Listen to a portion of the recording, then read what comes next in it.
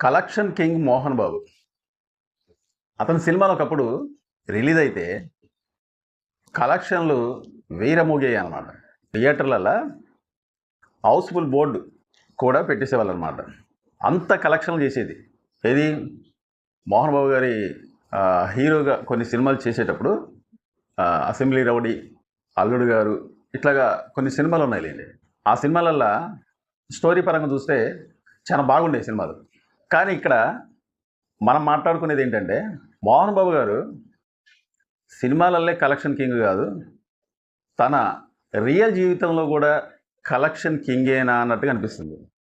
ఎందుకంటే ఈ మధ్యలో సోషల్ మీడియాలో కొన్ని వార్తలు బాగా చక్కర్లు కొడుతున్నాయి కాబట్టి మోహన్ బాబు గారి గురించి విద్యానికేతన్ స్కూల్ అనుకుంటుంది, ఆ స్కూళ్ళల్లో అధిక ఫీజులు తీసుకుంటున్నారని చెప్పి, పిల్లల మీద అధిక ఫీజులు తీసుకుంటున్నారని చెప్పి ఈ మధ్యలో బాగా వార్తలు వైరల్ అవుతున్నాయి.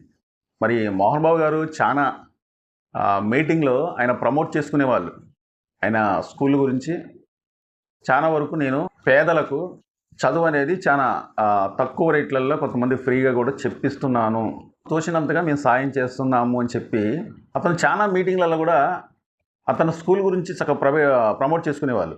ఒకప్పుడు మోహన్ బాబు గారు ఎక్కువ దాన్ని చూసుకునేవాళ్ళు అనమాట. క్రమేణా ఏమైందంటే ఆ స్కూల్ని మంచు విష్ణు గారు చూస్తున్నారు అన్నట్టుగా ఆ మధ్యలో వార్తలు అయితే వచ్చినాయి. సరే, విషయం ఏంటంటే మోహన్ బాబు గారు వాళ్ళకి బస్సులు ఉంటాయి కదండి, ఏది పిల్లల్ని తీసుకొచ్చే బస్సులు అనేవి ఉంటాయి కదా, ఆ బస్సులలో నాకు తెలిసినంత వరకు ఒక 35 నుంచి ఒక 40 సీట్ల వరకు ఉంటాయి. ఇది పిల్లలు కూర్చునే సీట్లు అనేవి 35 నుంచి 40 సీట్ల వరకు ఉంటాయి. కానీ మోహన్ బాబు గారి బస్సులలో 35 నుంచి 45 వరకే ఎక్కించుకోవాలి. కానీ ఇక్కడ ఏమవుతుందంటే 35 నుంచి 45 వరకు ఈ పిల్లలు ఎక్కిన తర్వాత కూడా ఇంకా చాలామంది కూడా బస్సులలో నిలబడి వస్తూ ఉంటారట. ఆ పిల్లలు చాలామంది కూడా నిలబడే ఉంటారట. అసలైతే ఈ ఎన్ని సీట్లు అయితే ఉన్నాయో అన్ని సీట్ల వరకు ఈ పిల్లలు అనేది ఎక్కాలి. కానీ ఈ పిల్లలు కొంతమంది కూర్చొని కొంతమంది నిలబడి వెళ్ళాలంటే 1 కిలోమీటర్ ఉండొచ్చు, లేకపోతే ఒక 2-3 కిలోమీటర్లు ఉండొచ్చు. అంటే ఆ స్కూళ్ళకు దగ్గరలో ఉన్న కొంతమంది లోకల్లో ఉంటారు కాబట్టి ఒక అరగంట ప్రయాణం అవ్వచ్చు, లేకపోతే గంట ప్రయాణం వచ్చే వాళ్ళు ఉంటారు. ఇంకొద్దిగా దూరంగా ఉన్నట్లయితే 2 గంటల ప్రయాణం చేసే పిల్లలు కూడా ఉంటారు.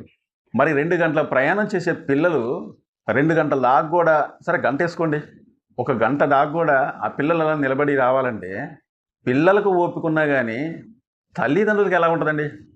ఏ తల్లిదండ్రులైనా చాలా బాధ అనిపిస్తుంది.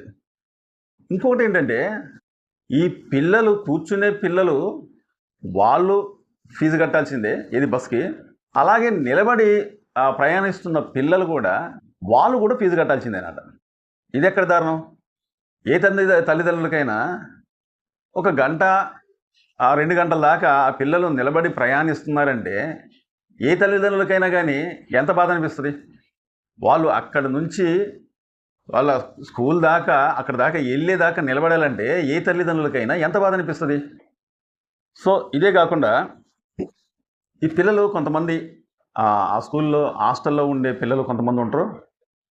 అలాగే బయట నుంచి వాళ్ళు భోజనం తెచ్చుకొని ఇక్కడ తినేసి మధ్యాహ్నం పూట భోజనం చేసి వెళ్ళిపోయే పిల్లలు కూడా కొంతమంది ఉంటారు. అక్కడ హాస్టల్ తీసుకునే పిల్లలు ఎంతైతే ఫీజు కడుతూ ఉంటారో వాళ్ళకి కొద్దిగా ఫీజు అనేది ఎక్కువ ఉంటుంది. ఎందుకంటే హాస్టల్ వాళ్ళకి భోజనం సదుపాయం అన్నీ ఉంటుంది కాబట్టి వాళ్ళకి కొద్దిగా ఫీజు అనేది ఎక్కువ ఉంటుంది. అక్కడ కాలేజీ అయినా స్కూల్ అయినా కానీ ఆ చుట్టుపక్కల ఉండే, అంటే పక్కపక్కన ఒక 2-3 కిలోమీటర్ల దూరంలో ఉండే పిల్లలు ఏం చేస్తారంటే వాళ్ళు వెళ్ళిపోతారు ఇంటికి. మధ్యాహ్నం పూట అంటే ఉదయం పూట భోజనం తెచ్చుకొని ఆ మధ్యాహ్నం పూట తినేసేసి మళ్ళీ వాళ్ళ ఇంటికి వాళ్ళు వెళ్ళిపోతారు అన్నమాట. కానీ ఇక్కడ మోహన్ బాబు గారి స్కూళ్ళల్లో అలా కాదట. ఇక్కడ హాస్టల్లో ఉండే పిల్లలకి ఎంత ఫీజు అయితే కట్టాలో వాళ్ళ ఇంటికా నుంచి భోజనం తెచ్చుకొని తినే పిల్లలు కూడా వాళ్ళు కూడా అంతే ఫీజు కట్టాలట. ఇది ఎక్కడి దారుణం? అసలు ఇది ఎక్కడైనా మనం వినాలన్నా కానీ ఇంతవరకు ఎప్పుడు వెళ్ళా. మరి మోహన్ బాబు గారు చాలా మీటింగ్లలో తన విద్యానికేతన్ అనుకుంటా స్కూల్ పేరు, చాలా నిత్య సత్యంగా వాటి గురించి చెప్పి మా కాలేజీలో ఇలాగా మేము చాలా తక్కువ ఫీజు తీసుకుంటూ ఉంటాం, మా దగ్గర చాలా చదువు అనేది చాలా మంచిగా ఉంటుంది. సరే, ఓకే, వాళ్ళ స్కూల్ గురించి వాళ్ళ కాలేజీల గురించి వాళ్ళు గొప్ప చెప్పుకోవచ్చు, తప్పలేదు, కాదంటాలే. కానీ అధిక ఫీజులు తీసుకోవటం ఏంటి? అదే కాకుండా బస్సులో ప్రయాణించేటప్పుడు ఆ సీట్లు ఎన్నైతే ఉంటాయో అంతవరకే ఆ పిల్లల్ని ఎక్కియాలి. ఎంతమంది అయితే పిల్లలు కూర్చుంటారో దగ్గర దగ్గర అంతమంది పిల్లలు కూడా మళ్ళీ నిలబడే కొంతమంది ప్రయాణిస్తూ ఉంటారట. మరి వాళ్ళు కూడా నిలబడే పిల్లలకు కూడా వాళ్ళు కూడా అధిక డబ్బులు అనేది ఎక్కువ తీసుకోవడం ఎందుకు? అసలు ఎన్ని సీట్లు అయితే ఉంటాయో అన్ని సీట్ల వరకే కూర్చోబెట్టండి మనం పిల్లల్ని, లేకపోతే కొన్ని బస్సులు పెంచాలి. అంతేగాని నిలబడే వాళ్ళకు కూడా అసలు నిలబడి వెళ్ళాలంటే పిల్లలకి పొద్దాకా కాలేజీలో కూర్చొని వాళ్ళు చదువుకుంటూ మళ్ళీ నిలబడి వెళ్ళాలంటే ఎట్లా? నాకైతే అర్థం కావట్లేదు. సరే, ఇదేంటి అని ఇదేం అన్యాయం అని చెప్పి వాళ్ళ తల్లిదండ్రులు ఎవరన్నా వచ్చి అడిగితే అక్కడున్న బౌన్సర్లతోని తల్లిదండ్రుల మీద బెదిరించటం అట. అక్కడ బౌన్సర్లు వాళ్ళని బెదిరించే ఇది కూడా ఉందట. కాలేజీ అన్నప్పుడు కొంతమంది బౌన్సర్లు ఉండొచ్చు, ఎందుకంటే ఏదన్నా ఇబ్బంది వచ్చినప్పుడు ఈ బౌన్సర్లే ఉండటం వల్ల కొంతవరకు నష్టం అనేది జరగకుండా ఉంటుంది. కానీ మీకు తెలుసో లేదో, కానీ మన భారతదేశంలోనే ఉన్న కాలేజీలల్లో ఏ కాలేజీలో కూడా ఇంతమంది బౌన్సర్లు కూడా లేరట. ఎవరైనా తల్లిదండ్రులు వచ్చి అక్కడ అడిగితే వాళ్ళని బెదిరించటాలట ఈ బౌన్సర్లు. ఇట్లాగా తల్లిదండ్రులు చూడలేక ఎప్పుడన్నా ఒకవేళ ఇదేంటండి అని చెప్పి అడిగితే బౌన్సర్లు పెట్టేసేసి బెదిరించటాలు చేస్తూ ఉంటే ఎన్నాళ్ళని తల్లిదండ్రులు ఈ వార్తలని బయటికి పొక్కకుండా ఉంటారు. వాళ్ళ పిల్లలు బాధపడుతూ ఉంటే ఏ తల్లిదండ్రులైనా కానీ బాధ అనిపిస్తుంది వాళ్ళకి. అందుకే మోహన్ బాబు గారి సినిమాలోనే ఒక డైలాగ్ ఉంది, నా రూటే సపరేటు, కాలుకెత్తే మెడకెత్త కాలుకెత్త అని చెప్పి ఏదో పాత సినిమాలలో మోహన్ బాబు గారిది ఒక చిన్న డైలాగ్ ఉంటుంది. ఇతను ఒక రూట్ అనేది అన్ని కాలేజీలు ఒక రూట్ అయితే ఇతని కాలేజీ ఒక రూట్ అన్నట్టుగా ఉందేమో అని చెప్పేసి అనుమానం వస్తుంది అనమాట. నా రూటే సపరేట్ అని చెప్పేసి ఇంకో సినిమాలో ఉంటుంది. అన్ని కాలేజీలు ఒక రూట్ అయితే ఇతని కాలేజీ ఒక రూట్ అంటుంది. ఏదైనా కానీ పెద్దలు ఒక మాట అంటారు, అన్నం ఎంత పెట్టినా కానీ ఈ జాన కడుపు నిండిన తర్వాత వద్దమ్మ చాలు అని అంటారు. కానీ చదువు అనేది ఎంతమందికి పంచినా కానీ ఇంకా పంచాల్సింది ఎంతో ఉంటుందన్నమాట. నాకు ఇది చాలు, ఇంకా నాకు ఈ చదువు ఇంతవరకు నాకు చదువు సరిపోయింది అంటూ ఏం లేదు. ఈ చదువుకు అనేది ఒక ఫుల్ స్టాప్ అంటూ ఏమి లేదు. అంటే ఎంతమందికి పంచినా కానీ ఈ చదువు అనేది ఇంకా ఇంకా ఇంకా మిగిలే ఉంటుంది. కాబట్టి చదువు పేరు చెప్పుకుంటూ పిల్లల్ని అనేది ఇబ్బంది చేస్తే వాళ్ళ భవిష్యత్తులో ఎక్కువ చదవకుండా కూడా వాళ్ళ మానసికంగా కూడా ఇబ్బంది పడే అవకాశాలు ఉంటాయి. ప్లస్ ఇంకోటి ఏంటంటే ఈ తల్లిదండ్రులు కూడా సప్పు చేసి ఆ పిల్లల్ని ఒక ప్రయోజకుల్ని చేసి వాళ్ళని చదివించి వాళ్ళకు కూడా ఒక మంచి భవిష్యత్తు ఇద్దామని చెప్పేసి తల్లిదండ్రులు కూడా ఈ రోజులలో ఆలోచించే వాళ్ళు ప్రతి ఒక్క తల్లిదండ్రులు కూడా ఉంటారు.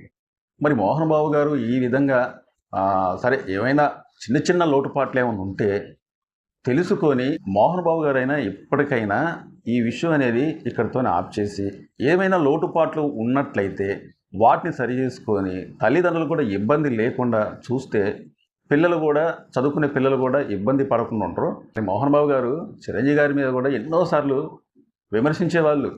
అసలు చిరంజీవి గారు విమర్శించటానికి అతను ఏమైనా తప్పులు చేస్తే విమర్శించవచ్చు, కానీ అసలు అక్కడ ఏ తప్పు లేకపోయినా కానీ మోహన్ బాబు గారు చిరంజీవి గారిని ఎన్నోసార్లు విమర్శిస్తూ ఉండేవాళ్ళు. నాకు తెలిసినంత వరకు పడ్డోడు ఎప్పటికీ చెడ్డోడు కాదండి. ఒక మాట ఒక వ్యక్తి మనల్ని అంటుందంటే మనకక్కడ తగ్గేదేమి లేదు, మనం అక్కడ చిన్నపోయేదేమి లేదు. మోహన్ బాబు గారు చిరంజీవి గారిని ఎన్నిసార్లు విమర్శించినా కానీ పల్లెత్తి మాట కూడా ఇంతవరకు చిరంజీవి గారు కూడా ఎప్పుడు అనలే మోహన్ బాబు గారిని. సో ఒకవేళ అన్న మోహన్ బాబు గారు అంటేనే తప్ప చిరంజీవి గారు మోహన్ బాబు గారిని అయితే మాత్రం ఏనాడు కూడా ఒక మాట అనేవాడు కాదు. లాస్ట్కి ఇప్పుడు చూసేలాటికి విమర్శల పాలు ఎవరయ్యారు? ఇదంతా మీకు ఎందుకు చెప్తున్నానంటే పక్కవాడి తప్పు చూపించేటప్పుడు ఎప్పుడైనా కానీ మన దగ్గర ఏం తప్పులు చేస్తానో మనల్ని ఎవరైనా ఏలెత్తి చూపిస్తారా అని చెప్పేసి కూడా మనం ఒకసారి ఆలోచించుకోవాలి. అన్ని వందల మంది పిల్లలకు చదువులు చెప్పేటప్పుడు వాళ్ళు ఏమైనా ఇబ్బంది పడుతున్నారా, లేకపోతే తల్లిదండ్రులు ఏమైనా ఇబ్బంది పడుతున్నారా మన వల్ల? ఇప్పుడు చుట్టుపక్కల గ్రామాలు ఉంటాయి, ఏదో ఆ కాలేజీ దగ్గర చుట్టుపక్కల ఒక ఒక 5 కిలోమీటర్లు 2-3 కిలోమీటర్లు ఆ పిల్లలు వాళ్ళ ఇల్లు ఉండొచ్చు. వాళ్ళు అక్కడ నుంచి తీసుకొచ్చుకున్న భోజనం ఉదయం పూట తీసుకొచ్చుకుంటారు కాబట్టి భోజనం అనేది వాళ్ళు మధ్యాహ్నం పూట తింటారు అది. కానీ అలా కాదట. ఏ పిల్లలైనా కానీ అలా తీసుకొచ్చుకోకూడదు. మా మా స్కూల్ మా కాలేజీలోనే తినాలి అనే ఒక రూల్స్ అనేది ఉందట. అదేంది నాకు తెలియక అడుగుతున్నా. వాళ్ళ పిల్లలు దూరం ఉన్న వాళ్ళైతే ఇక్కడ హాస్టల్లో ఉండిపోతారు. కానీ దగ్గర ఒకళ్ళ ఇల్లులో కానీ ఉన్నట్లయితే ఆ పిల్లలు భోజనం అంటే ఇక్కడ ఖర్చు ఎందుకని చెప్పేసి ఆ పిల్లలు వాళ్ళ ఇంటికి నుంచి భోజనం తీసుకొచ్చుకొని ఇక్కడ తింటారు. మరి ఇదేం రూలు ఏమో నాకైతే అర్థం కావట్లేదు. మోహన్ బాబు గారు ఇటువంటి కండిషన్లు అనేది పెట్టకుండా ఉంటే ఇప్పుడు చాలామంది పిల్లల తల్లిదండ్రులు అందరూ డబ్బున్నవరే కాదు. కొంతమంది చాలా నిరుపేదలు ఉంటారు. కొంతమంది ఆస్తులు తాకట్టు పెట్టుకొని కూడా తల్లిదండ్రులు అప్పులు చేసి అప్పుల పాలయ్యి ఈ పిల్లల్ని చదివించుకునే తల్లిదండ్రులు కూడా ఉంటారు.